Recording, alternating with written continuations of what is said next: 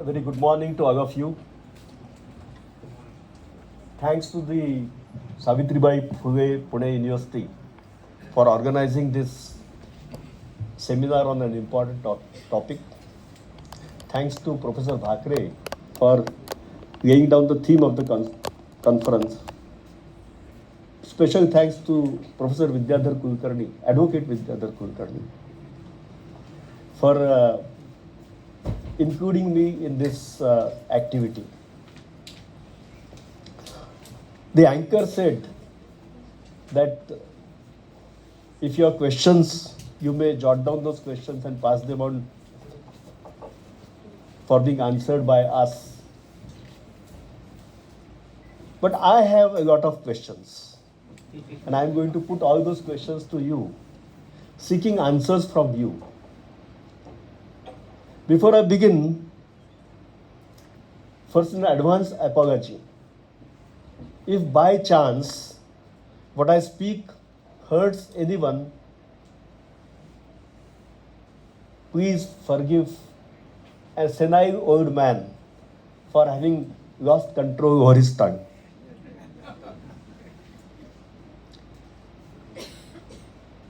Uniform Civil Code has been a constitutional goal the day the Constitution was adopted. And unfortunately, we did not heed what our founding fathers wanted us to do. India, unfortunately, has a history of dissidence. We have been a divided people. And it is these divisions which have helped marauders from coming to India and plundering us over centuries. Even in Chhatrapati Shivaji's time, the number of Marathas who were working for other powers was tremendous. It is said that, Punekars will forgive me again for this. It is said that if two Britishers come together, they found an empire. If two Frenchmen come together, they found a beautiful city. And if two Punekars come together, they form three parties. This was about Nagagore and S.M. Joshi. There was a Samajwadi Party, a Sanyukta Samajwadi Party, and a Praja Samajwadi Party. So, this divisive tendency that putting up something for the sake of identity, simply because I want to have my identity recognized, that I am someone. Agreed that every human being wants to distinguish himself from others. We don't want to be herded. But this does not mean that just for the sake of having a separate identity, we should put up something which hurts rights of people. If we say that equality before law and equal protection of law is the backbone of our constitution, then should we not ensure that everybody is treated equally? But then that we forsake and we go in for finding things which are really not relevant in today's times. Thanks to my friend, so that if there is a petition or some proceeding against me, I will say that this is recorded. So nobody could take an exception. See, basically, the parameters of personal laws have been outlined by the Law Commission itself in the questionnaire which has been circulated, for which submission is last day today. All that emanates from a basic human activity. Mating and attraction between persons of opposite sexes, opposite genders, are basically nature's contrivance for procreation and propagation of species. We can't run away from this reality. And when mating takes place, children would be born from such relationships. Families are formed, and families are the basic unit of the society. Now, how this relationship has to be regulated is a question which we need to answer today, particularly in light of a plethora of judgments coming from the courts. Dr. Jyoti Bhakre possibly referred to some of those judgments. I will not refer to the judgments. You can see her talk and then go through those judgments. Regulating these relations through law has been a daunting task for the societies world over. Societies have sought to make provisions which will ensure propagation of species. That is the basic thing. Human beings, human race needs to survive. If human race does not survive, societies don't survive, then where are we? As it is, somebody has said in a TED talk, nothing sacrosanct about TED talk. It's not Baba Vakya Pramanam or Tukaram Bua Mantat. It said that the number of other organisms merely residing in our bodies is possibly 100 times our own human cells. Are we, over a period of time, going to make human bodies colonies for all these organisms, or going to have a sturdy human race, sturdy stock of human race? So this is the basic theme around which the entire discourse about Uniform Civil Code must go about. These provisions, for example, marriage. Now, unfortunately, there are some very intelligent persons who condemn the institution of marriage itself. That institution of marriage is antithetical to the freedom of women. This is a judgment of Supreme Court. I am not talking out of my hat. Now, unfortunately for the author, the institution of marriage has been recognized world over. It's not just India. It's not just Hinduism. Everywhere there is an institution of marriage for a good reason. But if you demolish that institution itself, while on one hand we say that institution of marriage is antithetical to the freedom of women, and we talk about marriage of people belonging to same sex. When we talk about marriage of people belonging to same sex, when we talk about women, in the same mouth, it can't lie that there is nothing certain about who is a woman or who is a man.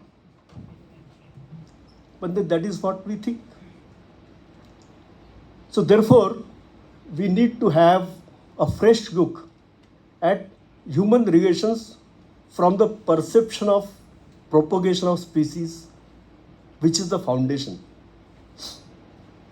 See, these provisions, whatever law evolved over a period of time, this was response of the society to the prevailing situation. Widow remarriage was not known in India. That is what people say.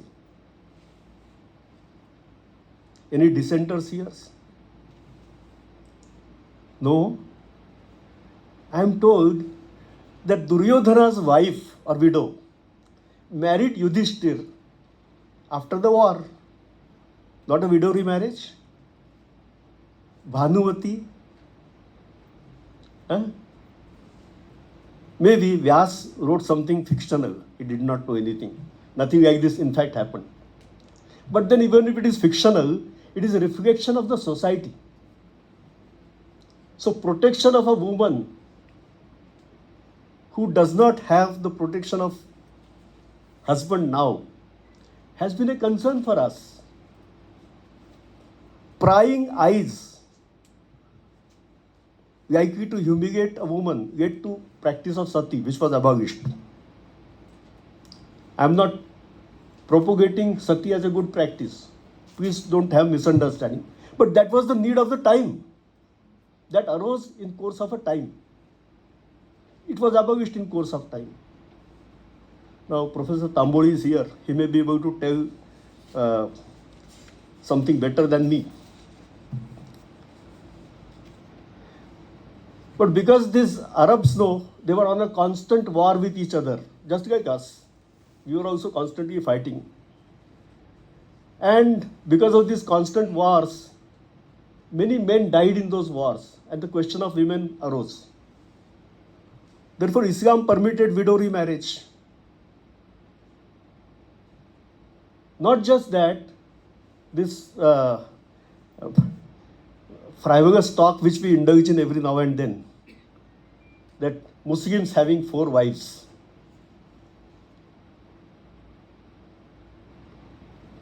Because of so many widows being left in the lurch, the Prophet thought that it's better that they get married, they get a shelter. And possibly that was the reason why this practice may have arisen.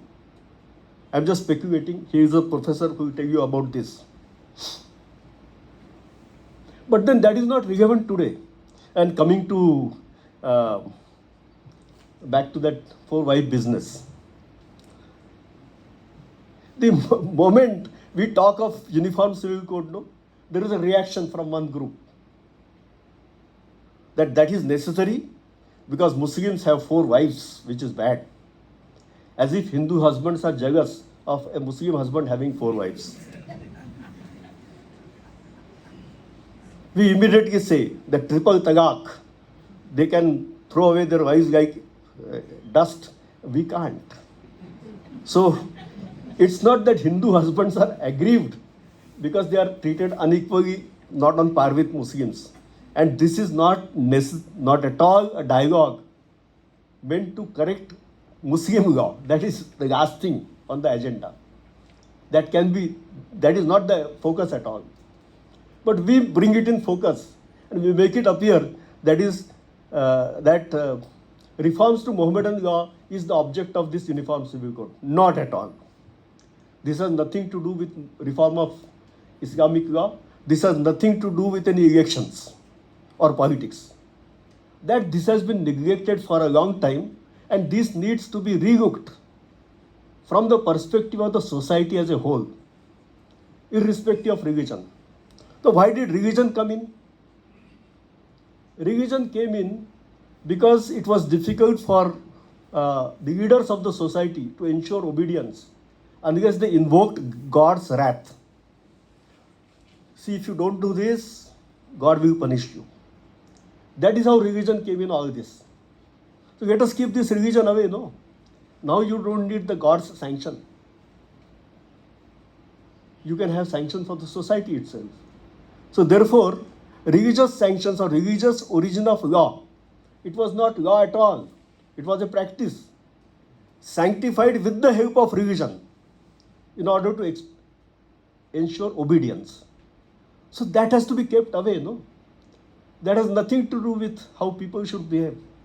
How people should behave should be decided by what is good for the society, for the stability of the society, for growth of the society. So let us first remove this religion business from our discourse. That has absolutely no relevance. And incidentally, Professor Tamboli will possibly corroborate me.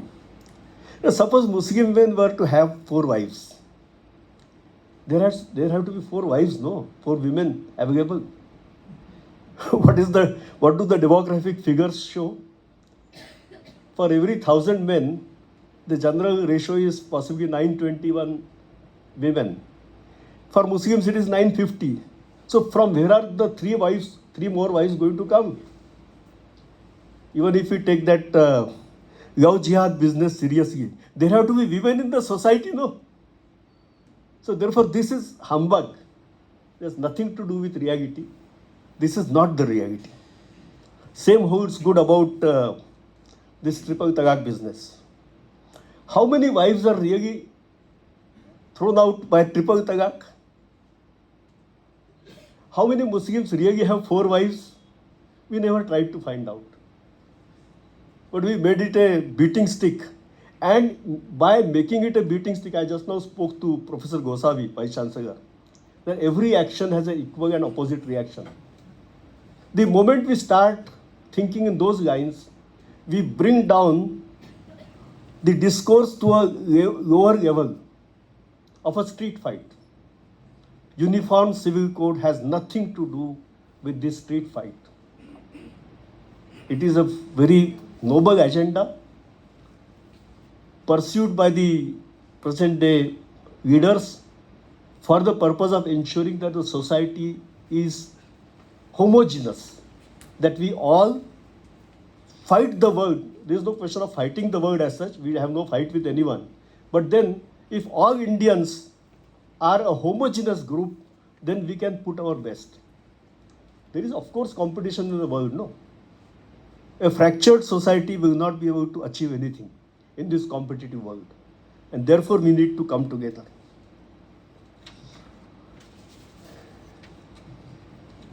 Now,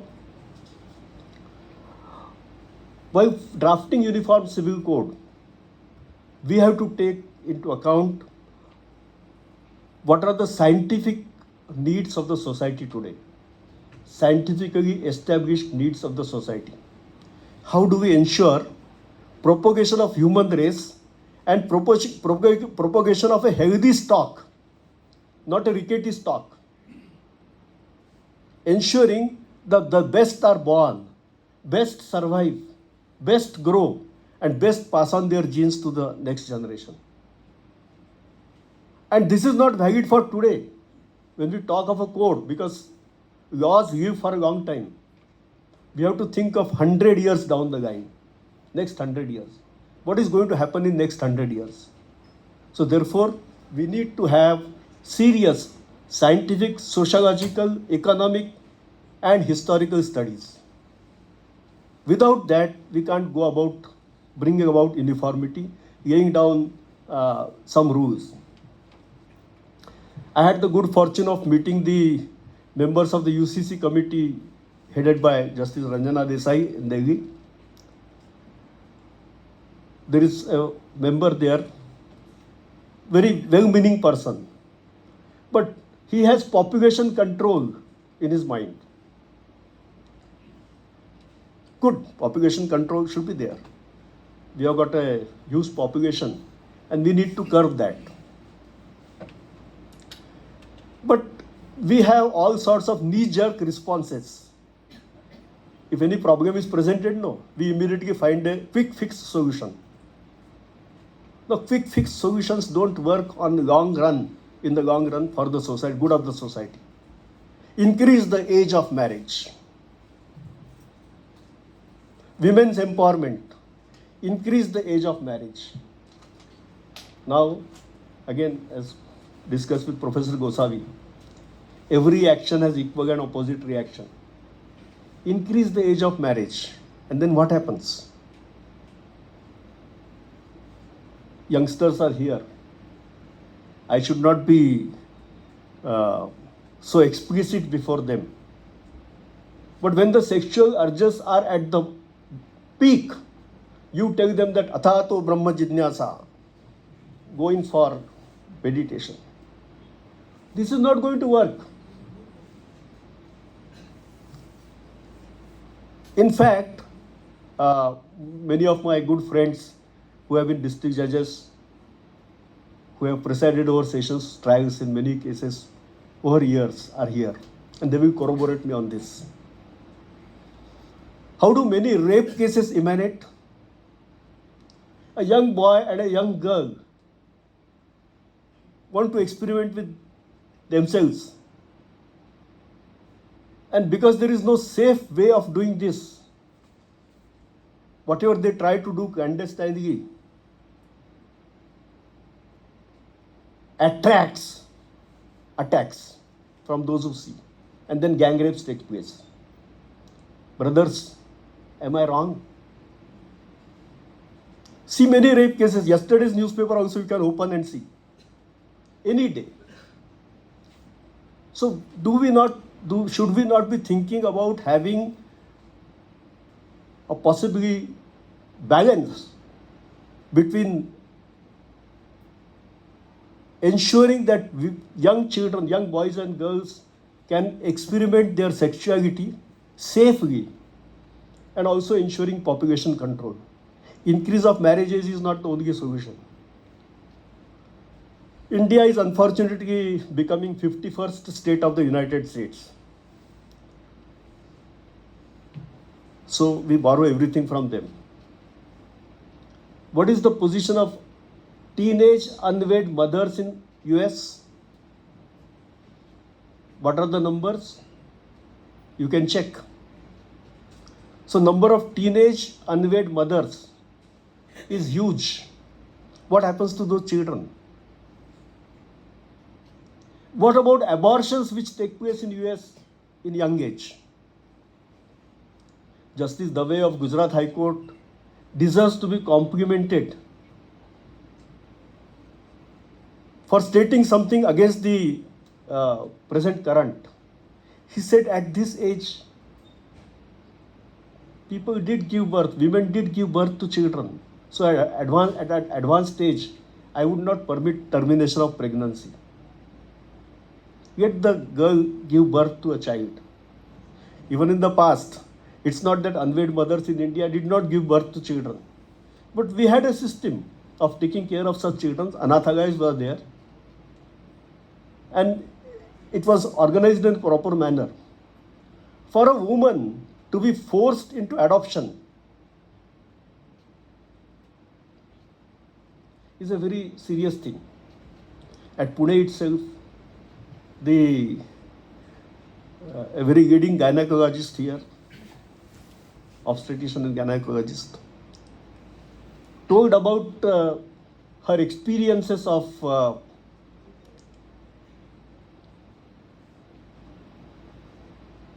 how a fetus reacts to being aborted. And the struggle, even at that stage, there is life, no. The struggle of that life, you can contact her and see those sonographies to find out how that fetus reacts to being thrown out. What impact does it have on the mother who has nurtured in her womb that child for a time? So these things are important. We need to consider these seriously when we think of uniform civil code. About women's empowerment. If they get married, their growth stops. Therefore, increase the age of marriage. Marriage stultifies them. Is this true? There is some photograph here. She did a lot of work, no? After being married. It's a question of changing the mindsets. There was a Chief Secretary of Maharashtra State, B.G. Deshmukh. So B.G. Deshmukh had suggested, it was not implemented by anyone. He said that for women, we need to have, at least for 5 to 10 years, half-time employment. They are regular employees, but they are permitted to work for half-time. During the period they nurture the babies, or when the children are in 10th or 12th standard, because there also a lot of nurturing is required. We don't cut off their economic power. We don't cut them off from the society. But there are many ways. My point is, there are many ways whereby we can think of women empowerment without increasing the age of marriage or without taking them. No. Now I have a question. I don't know the answers. Increasing the age of marriage, that is forcing people to live in celibacy when their sexuality is at peak. How far does this contribute to growth of LGBTQI community? I don't know. But can it not happen? If I imagine, I think it can happen. If you force a person not to have sexual urge satisfied in a natural manner, there will be some other ways, no. And if it becomes a habit, then you say, no, it is, I have not come across any gene which shows that the person is LGBTQI by birth.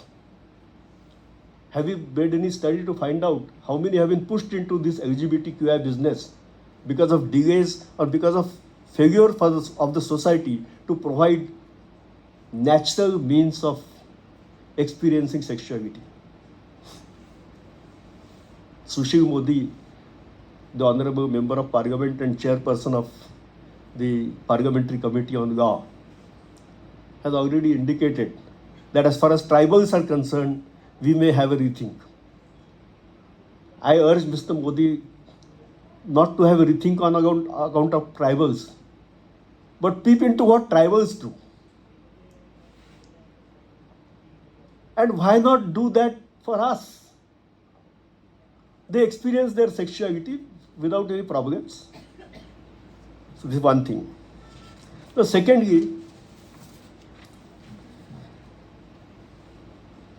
what is the good age for a woman to carry a pregnancy, a healthy pregnancy? Unfortunately, men don't carry pregnancies. So therefore, it has to be women. Though some people have doubt about who is a man or woman. So, only recently, a day before yesterday also, there was a report in one newspaper that beyond 30, the chances of a healthy pregnancy recede. Educated families have this syndrome of DINK, double income, no kids. This is selfishness at the extreme. Like people in a crowded train, we are a crowded train. That I have entered the compartment, I don't want others to come in. Who are you, by the way? Isn't it? So therefore, this also has to be given a thought to. And this also should be a part of UCC agenda. It's not just about bringing about uniformity on the basis of perceptions which may have been created by some people. So, population control and women empowerment, along with ability to or ensuring that sexuality of children or youngsters is allowed to be explored, is an essential part. Otherwise, we will have a lot of population of perverts and we would be killing humanity. There will be no good stock of human genes. We will all be dependent on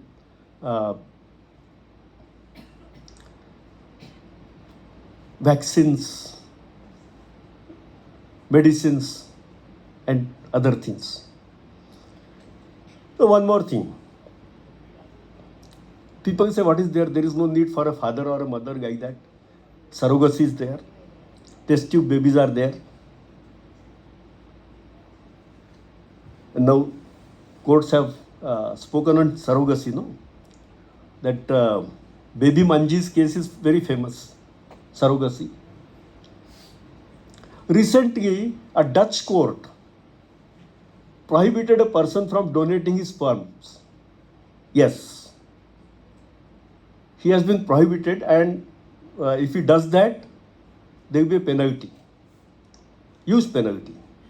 All banks across the world have been told to destroy that sperm. Why?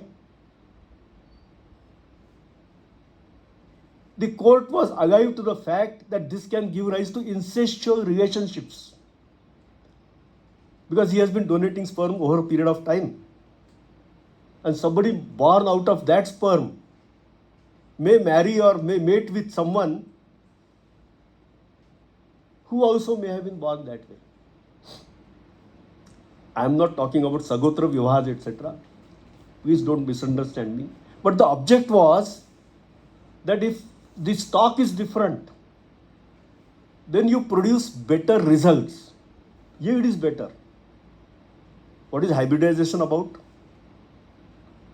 And we see something around us, no? So therefore, if we try playing God we are sure to destroy the humanity. So this is one thing which also the UCC has to take into consideration. Now enough about intercourse and pregnancies and deliveries. All of you must be aware of a judgment in this is Uttam versus Saubhag Singh. Law professors will be able to tell you about that. This kills co-parcenary, you know. This says that the moment there is a woman, the co-parcenary comes to an end. This is by Justice Nariman and Joseph. There was a lot of talk that why these two gentlemen, non-Hindu gentlemen, should be talking about Hindu co-parcenaries. But then we have moved a lot from the original position when women did not have rights on par with men. Now that is there. But this judgment has a potential of ramifications in various other things. For example, the joint family, Hindu undivided family for the purpose of income tax. That should come to an end, no?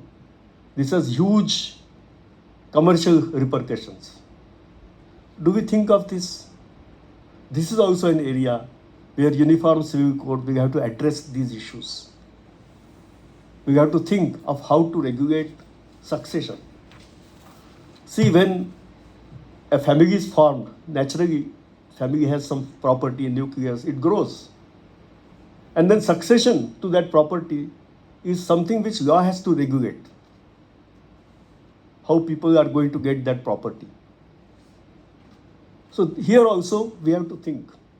Ma'am has possibly gone, but I think she spoke about Goa, no? Yeah. Goa has a code, and she rightly said that there is no point in aping that code in Goa. We can't simply copy paste it into our legal framework. I think all of you keep a track of what is happening across the globe.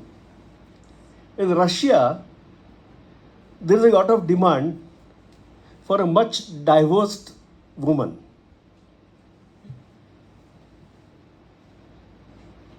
Shocked? Why should it be so?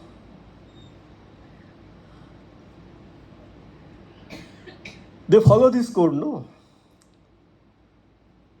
The moment a divorce takes place, the woman takes away half of the property of her husband.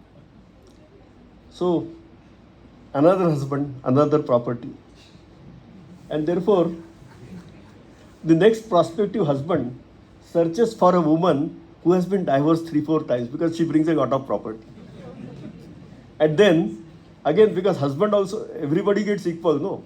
So from what she has brought from her previous husbands, this husband also gets half. Therefore, finding quick fixes of anything is not going to work.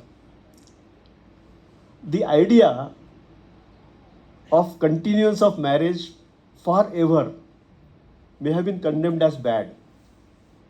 But then stability of marriage is also required.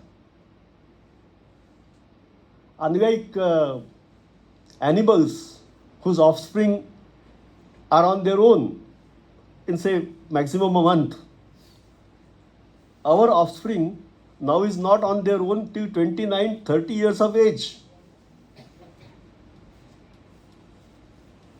So therefore, they need to be taken care of by both the parents. And therefore, stability of marriage is required. So having any solution which will destroy that stability is also not going to help. One more aspect about early marriages. My sisters here would corroborate me. घोड नवरी झाली की adjustment होत नाही. It's a question of social reform. So we need to consider this also, how far a full grown tree would be implanted in a new field and how will it grow? It's a question of their satisfaction, their being happy in a matrimonial home. Otherwise, we breed constant unhappiness. So all these things are required to be considered when we draft a uniform civil code, when we think of age of marriage. Now about lawmaking. We believe, we means not all of you, we judges and lawyers believe that law is the solution for all problems. Make a law, problem will be solved. We made a law, POXO, all atrocities against children have gone. We made a law, 498A. So, brought about peace and tranquility in all homes. But then, the unfortunate truth is this, that strength of every chain depends on its weakest link. And my friends here, will you please forgive me for saying this. And we, the courts, are the weakest link. If you can't fix a problem quickly, in the nick of time, then that law is useless. Youngsters, you read newspapers, no? So if you have noted one small item of news, there was a terror attack in Bombay. A session judge heard that matter for a long time and delivered a judgment sentencing some several persons to death. Now, a death reference is supposed to be heard by a division bench of the Bombay High Court.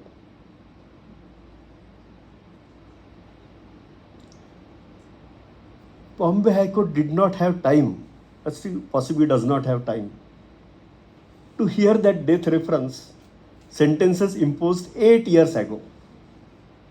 Now see the fun. It's not an ordinary case. It's a case of terror attack. Death sentences were imposed 8 years ago. And we have no time. We correct the whole world. We tell the executive how it should behave. We tell the legislature how it should behave. We tell the university how it should conduct its affairs. But when it comes to conducting our own affairs, where are we?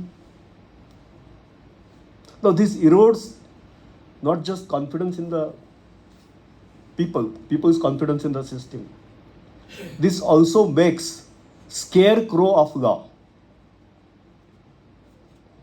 There may be some better expression from our Indian parlance, but I will borrow Shakespeare because after all, when Sahib says something, it's true. So therefore, Shakespeare says in a drama called Measure for Measure, don't make scarecrow of law, that birds of prey may merrily perch upon it. And we have precisely done that. We have made a scarecrow of law. Ask any politician, any tainted politician. He says, I am not afraid. What is there? Prove my guilt. Take me to the Supreme Court. By that time, I am out of business.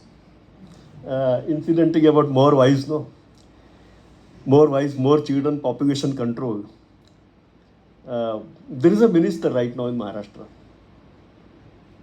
who has a regular wife, children, another friend, children. Nothing wrong. Means I don't blame him. After all, it's physical attraction, etc. The late Narayan Dutt Tiwari and his son both are no more, fought a long battle. So, we are not afraid because the law does not take a note. Prohibition of bigamy has been there for a very long time. But you just look around yourself and you find. This is because the law simply doesn't work.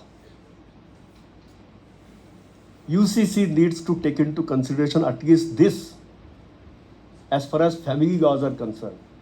Because here the time does not stand still. You must have seen that advertisement about plywood, court and plywood. Time stands still.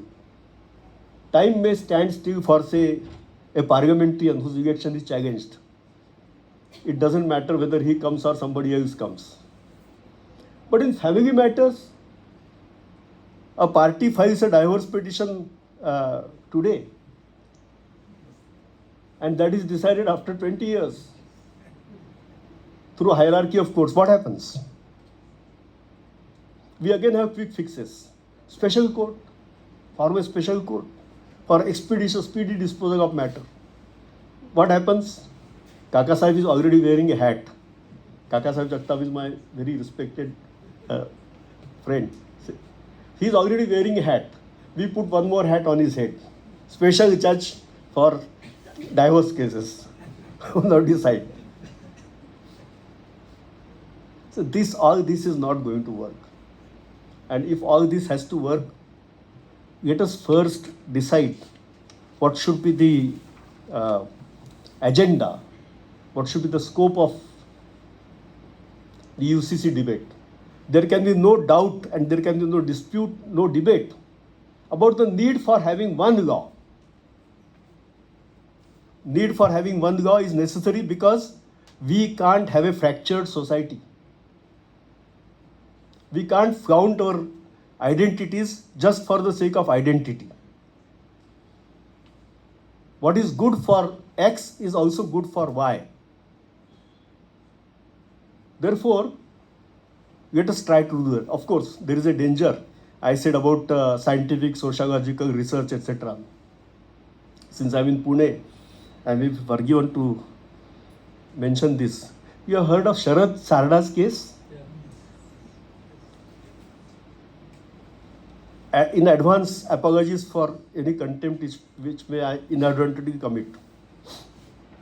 In that case, it was decided that the girl must have committed suicide because some American professor in his treatise on psychology about American women wrote that in such a circumstances, a woman can commit suicide. This was not about Indian women. This was not by a psychiatrist who had treated that girl in the past. We pick up something from somewhere, paste it here, and say that this is scientific evidence by an American professor. So therefore, the danger of this scientific evidence being produced before the Law Commission, maybe before the Parliament, is also there. As far as judges are concerned, judges may please refrain themselves from indulging in lawmaking. With inadequate material before them, when they try to lay down law, what happens is a disaster. There was an American judge called Brandeis. We call Brandeis brief. Brandeis was good because Brandeis had that Brandeis brief. Everything well researched. How far it is true about us? Therefore, please, for God's sake, leave lawmaking to the Parliament. Ultimately, professors of law are there. I suppose she has come back. Savigny, you remember, madam? Yeah. Great German jurisprudent Savigny talked of folk gist, will of the people. So we have to conform our legal regime to the will of the people. And for leaders of the society, it is necessary that they create this will of the people. I have a very silly suggestion, you may say, that well, the Supreme Court has already ruled that Parliament can legislate.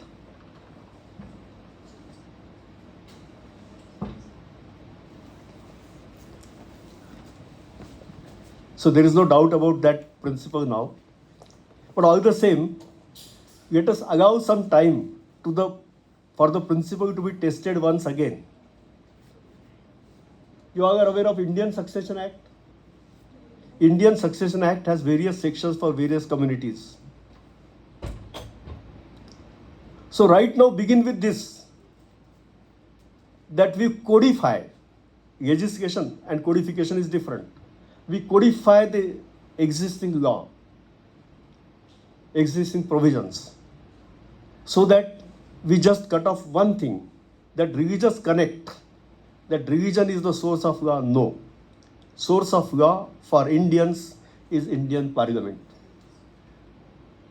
And then add one more section to a similar code which we may draft, which enables people like me who are ready to forsake all identities other than Indian. No caste, no creed, no religion, nothing. I am an Indian, and this Indian law applies to me. With powerful leadership, it will be possible to persuade youngsters. It will be possible to build up a movement for having this Indian identity, that I am an Indian. And let us see how many resist being Indians, because that pressure will grow and it will be difficult for a person to say that, no, I don't want that Indian identity. So, to sum up, I urge that please give a thought to the issues about future of humanity. We have tried to tamper with environment, and we are seeing the results every day. So quarreling with nature is very dangerous. And just as building dams is dangerous, building dams in human mind about the natural tendencies of human mind, natural urges of the body is equally bad. Let us channelize that. Let us ensure that we have the best stock of DNA in times to come. Thank you.